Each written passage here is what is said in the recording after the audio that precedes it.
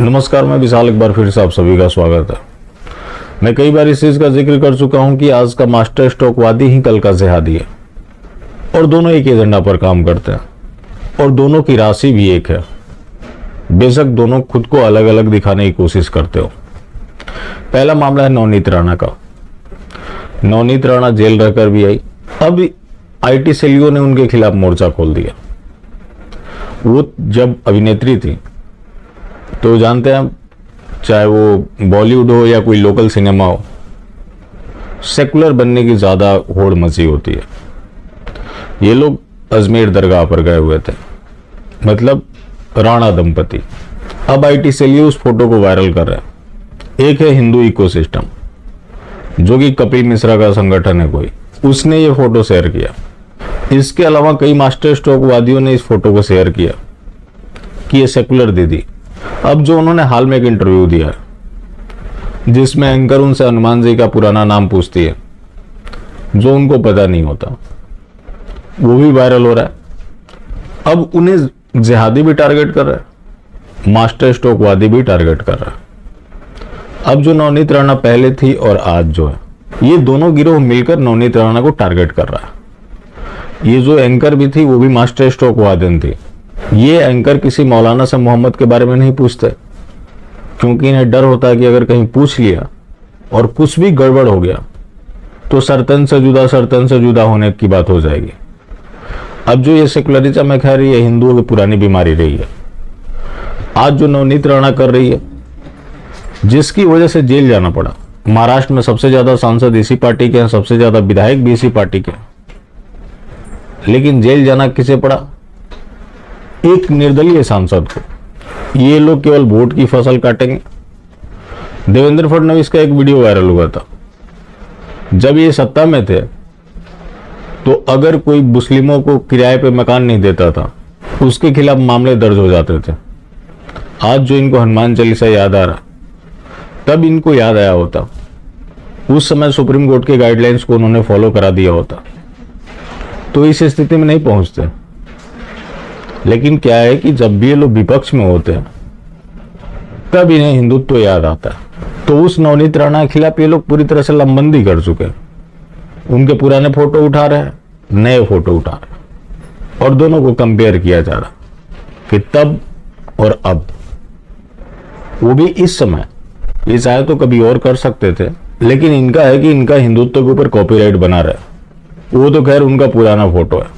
नरेंद्र मोदी जी ने नेपाल का दौरा किया। साथियों, भगवान बुद्ध के साथ मेरा एक और संबंध भी है। और बोल रहे हैं कि भारत और नेपाल बुद्धिज्म की वजह से जुड़ा हुआ है, जो कि भारत भी हिंदू मेजोरिटी वाला स्टेट है और नेपाल भी हिंदू मेजोरिटी वाला। ये हिंदुइज्म से जुड़े होने का हवाला नहीं दे सकते थे, जबकि भगवान राम जी का ससुराल नेपाल था। लेकिन इन्हें बुद्धिज्म जरूर याद आ रहा। बुद्धिज्म को ये क्यों याद कर रहे हैं? 9 बुद्धों को खुश करने के लिए, जो कि कभी इनसे खुश नहीं होने वाले। बिस्लाम के एक कसीदे पढ़ते होते हैं कि भारत बिस्लाम के सिद्धांतों से बधा हुआ है। तो ये सब मोदी जी अब करते हैं, उसके ऊपर ये लोग चर्चा नहीं करना चाहते, लेकिन उनकी वो पुरानी फोटो उठाकर लाएंगे। तो मोदी जी के वर्तमान की चर्चा नहीं होगी, लेकिन उनके अतीत की चर्चा जरूर होगी।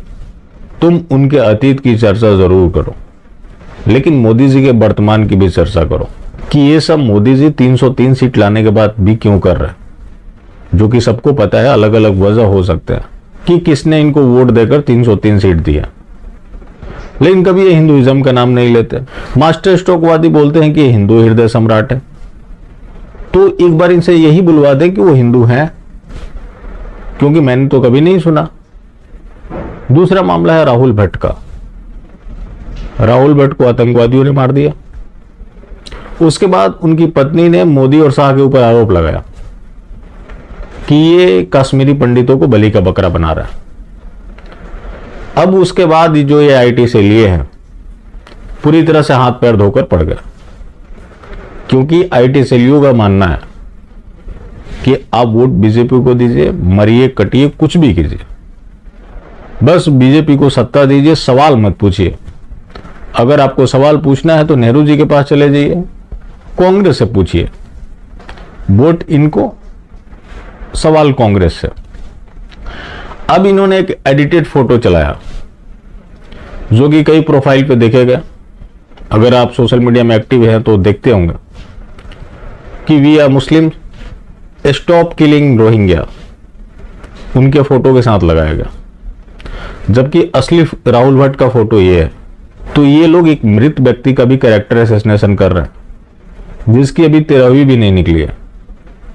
इसके अलावा जो लोग राहुल भट्ट के न्याय के लिए प्रदर्शन कर रहे थे, जो कि शांतिपूर्ण प्रदर्शन था, उनके ऊपर लाठीचार्ज किया गया। यहां तक कि महिलाओं को भी नहीं बख्शा गया। ये देखिए पुलिस का व्यवहार। नौकरी कर रहे हैं, इसे बॉन्ड साइन करवाया गया है।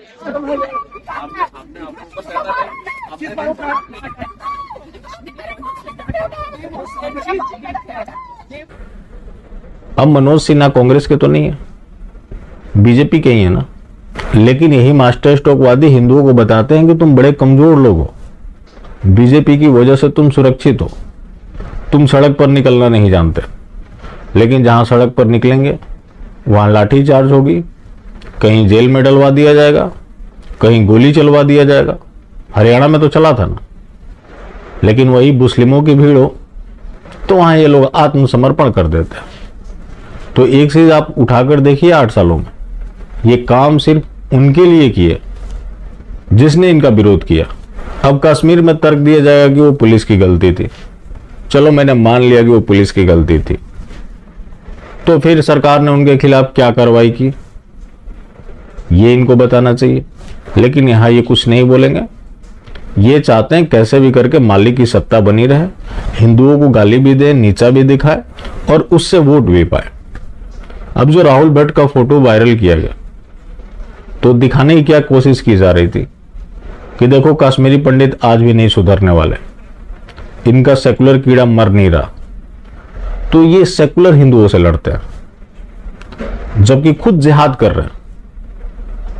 जो इनका एजेंडा है वही जिहादियों का भी एजेंडा है। अब नवनीत राणा का जो मामला बताया, ये लोग तो निशाना बना ही रहे। इमरान प्रतापगढ़ी जो कि एक जिहादी कवि है और कांग्रेस का नेता भी है, वो भी तंज कस रहा है। और वैसे वैसे कितने हैंडल्स हैं जहां आप देखेंगे कि दोनों के बीच सिमिलरिटीज हैं। और ऐसे कई मौके आए जहां ये दोनों लोग साथ नजर आते हैं। यति नरसिंहानंद गिरी का मामला ही उठाकर देख लीजिए, उधर से भी मोर्चा खोला हुआ था, इन लोगों ने भी मोर्चा खोल दिया। तो ये लोग जिहादियों के एजेंडा पर ही काम करते हैं। खुद को अलग दिखाने के लिए लोग कई बार नूरा कुश्ती करते हैं। तो ये इनकी सच्चाई है। बाकी जिंदा रहें तो फिर मिलेंगे और मिलते रहेंगे तो जिंदा रहेंगे। मिलना जुलना जारी रखें, लेकिन हाँ मास्टर स्ट्रोकवादी बिल्कुल भी ना हो।